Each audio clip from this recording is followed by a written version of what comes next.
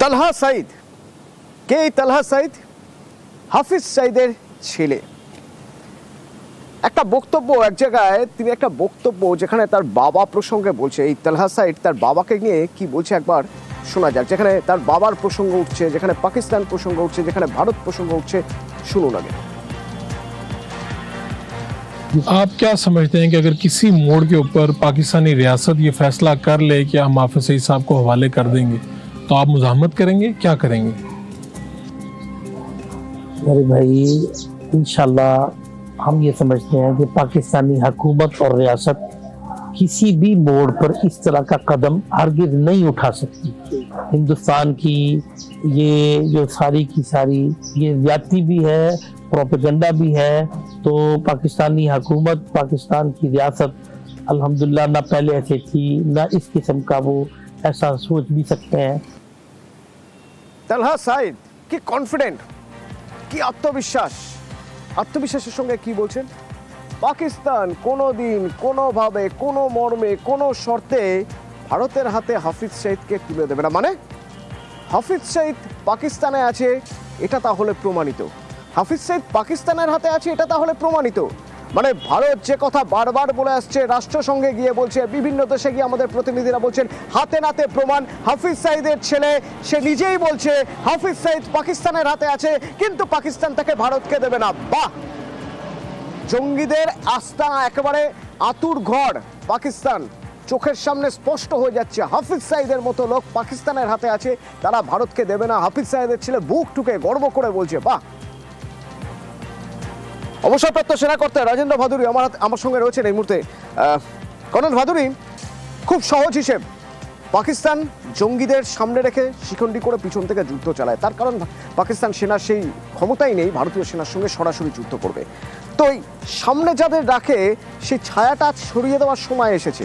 আমরা বারবার করে যাচ্ছি, বারবার সেই চেষ্টা করে যাচ্ছি, কিন্তু এই যে জঙ্গিদের এরা ঘাঁটি দিয়ে জায়গা দিয়ে রেখেছে, সেফ হাউসে রেখেছে, সেখান থেকে টেনে বার করে মারার জন্য কি আরো বড় কোনো প্ল্যান দরকার? কারণ এটা প্রমাণিত যে অন্য কোনো দেশ আর কিছু করবে না, সবাইকে সব বলার পরও যা করার ভারতকেই করতে হবে।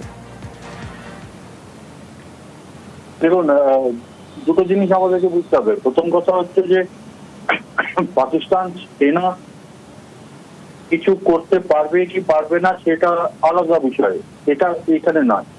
যেটা মনে রাখার দরকার হচ্ছে যে এই হাফিজ সাঈদ, আজহার মাসুদ, এই ধরনের লোকেরা হচ্ছে পাকিস্তান আর্মির আইএসআই এর স্ট্র্যাটেজিক অ্যাসেট।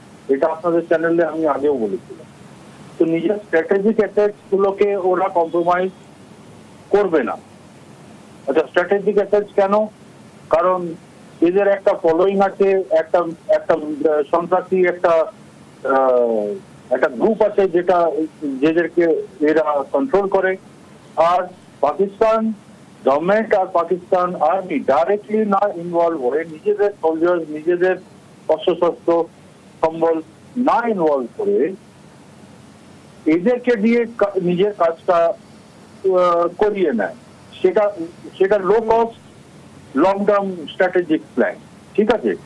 তো এটা অবশ্যই যে পাকিস্তান নিজে আগ বাড়িয়ে ভলেন্টিয়ার করে এদেরকে ইন্ডিয়ার কাছে হ্যান্ড ওভার করবে না, সেই কথাটা তালহা সাঈদ বলছে।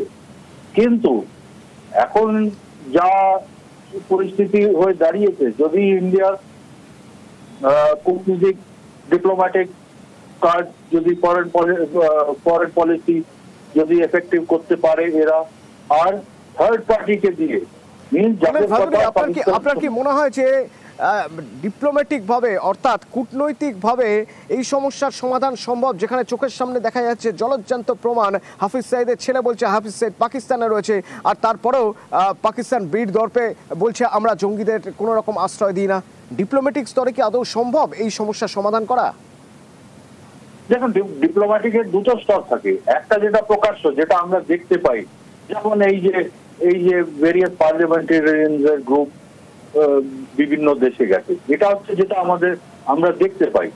আবার একটা ব্যাক চ্যানেলে আনঅফিসিয়াল লেভেলে বা সিক্রেট লেভেলে অন্য রকমের ইন্টারাকশন হয়। সেটাই আমি বলতে চাইছিলাম যে পাকিস্তান যে দেশগুলোর কথা শোনে বা মানে, for example China, for example USA, যাদের কথা বা প্রেশার পাকিস্তান রিলি নাকচ করতে পারবে না, এদের থ্রু দিয়ে আমাদের ফরেন পলিসি এফোর্ট করে যদি পাকিস্তানের উপরে প্রেশার ঢালা যায় আর এদেরকে এক্সট্রাক্ট করা যায়, সেটা হচ্ছে খুব বড় একটা মানে ধন্যবাদ কর্নেল ভাদুরী, ধন্যবাদ। আমার সঙ্গে রাজা গোপাল ধর চক্রবর্তী রয়েছেন, আন্তর্জাতিক সম্পর্ক বিশেষজ্ঞ। রাজা গোপাল দা, আপনি ইতিমধ্যেই জেনে গিয়েছেন হাফিজ সাইদের ছেলে তালহা সাইদ দাবি করছে যে পাকিস্তান কোনো মতেই হাফিজ সাইদকে ভারতের হাতে দেবে না। আমরা তো রাষ্ট্রসংঘে বহুবার প্রমাণ দিয়েছি, আমরা বিভিন্ন জায়গায় প্রমাণ দিয়েছি যে পাকিস্তান জঙ্গিদের পুষছে। তারপরেও যখন এক জঙ্গি, তাবড় জঙ্গি নেতার ছেলে যখন বলছে তার বাবা সেখানেই রয়েছে, তাদের ভারতের হাতে তুলে দেওয়া হবে না, আমরা কি করতে পারি? মানে কূটনৈতিক স্তরে আমাদের আর কি করার রয়েছে? হ্যালো, হ্যাঁ শুনতে পাচ্ছি আমরা, বলুন। আচ্ছা, দেখুন যে পাকিস্তান চিরকালই এটা করে আসে। ওরা আমরা দেখলাম যে ওসামা বিন লাদেনকে আশ্রয় দিয়েছিল, সেখান থেকে নিশ্চয়ই পয়সা নিয়েছে, আবার তাকে ওসামা বিন লাদেনকে ধরিয়েও দিয়েছে আমেরিকার হাতে, এবং আমেরিকা থেকেও পয়সা নিয়েছে। এটা পাকিস্তানের স্বভাব, এটা বোধহয় যে সবাই বুঝে গেছে, হাফিজ সঈদের ছেলেও হয়তো বুঝেছে যে ভয়টা তার মধ্যে রয়ে গেছে যে বাবা এখন এখানে রয়েছে, এখন বাবাকে না কোনোদিন আমেরিকার চাপে পড়ে বা ভারতের চাপে পড়ে ভারতকে ফেরত দেয়, বা ভারতের যে শক্তি ভারত যেভাবে দেখিয়েছে, এটা হয়তো একটা শর্ত হিসেবে ভারত রাখতে পারে আগামী দিনে। এটা এরকম একটা ভাবনা আসতেই পারে সে দেশের, সেখান থেকে হয়তো পাল্টা চাল, সেখান থেকে হয়তো এরকম পাল্টা চাল। ধন্যবাদ রাজা গোপাল দা।